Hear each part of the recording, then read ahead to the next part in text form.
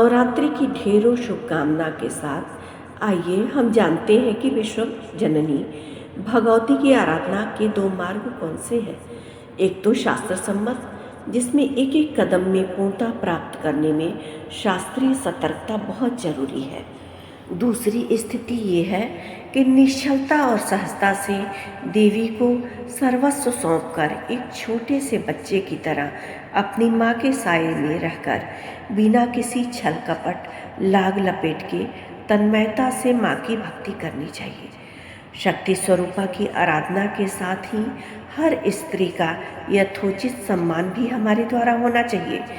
भले ही हमें सम्मान के बदले में सम्मान न मिले, पर उत्तेजित होकर हमें किए गए असम्मान का प्रतिकार भी नहीं करना है, क्योंकि श्रीमद् भागवत गीता में इसे विकर्म कहा गया है। शुद्ध होकर शुद्ध आसन पर बैठ करके सबसे पहले अपने मन और इंद्रियों को निग्रह करते हुए हमें 64 विद्याओं के ज्ञाता श्री भोलेनाथ से भावपूरित होकर शक्ति आराधना की अनुमति लेनी चाहिए। साधना के समय जपे हुए मंत्रों की ऊर्जा से उपासक ऊर्जान्वित रहता है। नवरात्रि में अगर हमें अभय वर चाहिए तो तामसिक शक्तियों से बचना चाहिए। हमें याचना करना होगा, हे माँ, हमारी वाणी को अस्त्र शस्त्र में बदल दो। हम भी हमारे ऋषि मुनियों की तरह दिव्य चक्षु वाक वज्र चाहते हैं, ताकि हमारे जिह्वा से हर समय रुद्राणी भवानी का नाम निकलता रहे। या देवी सर्वभूतेषु विश्वमायेति शब्दिता नमस्तस्यै नमस्तस्यै नमस्तस्यै नमो नमः। हमारे ज्ञान द्वारा हम समझ सके उन गूढ़ रहस्यों को जो आप हमें समझाना चाहती हैं, हमारे जीवन के सार्थकता को समझाना चाहती हैं।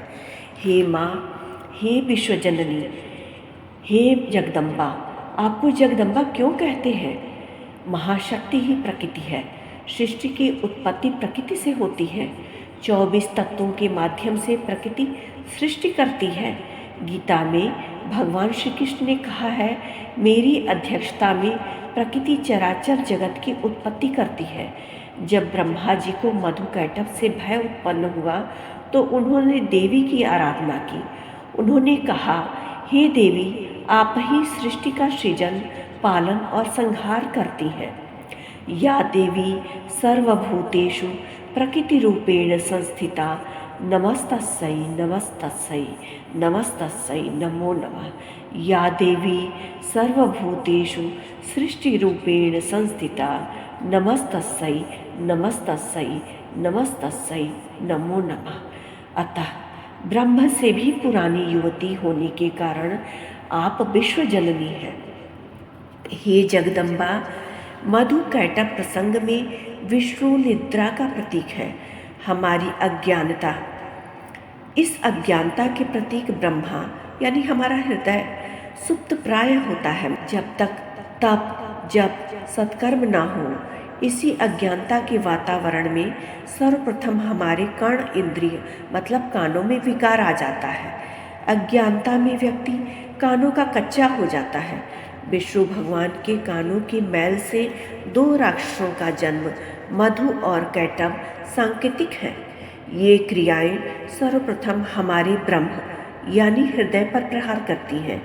इस प्रसंग का अर्थ हमें इस तरह से समझना चाहिए कि अज्ञानता के प्रभाव में सुनी सुनाई बातों पर हम अपनी निजता में भी खटास लाद सकते हैं और किसी विषय को बिना तौले बिना समझे हम उस विषय को सुनकर अपनी अभिव्यक्ति देकर अपने पूर्ण का भी क्षय करते हैं।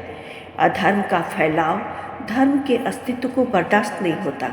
धर्म अकेला रहकर भी यथार्थ में रमण करता है। धर्म प्रतिक्षण जिम्मेदारी निर्वहन के साथ ही सार्थक संगत और कार्य को एकत्रित करता है। वो ऐसे कार्यों को जुटाता है जो साथ जाना है, वही अमूल्य है।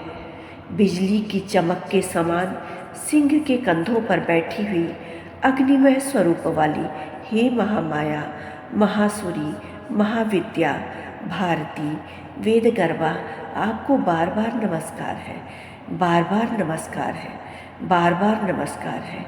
या देवी सर्वभूतेषु शक्तिरूपेण संस्थिता नमस्तस्यै नमस्तस्यै नमस्तस्यै नमो नमः।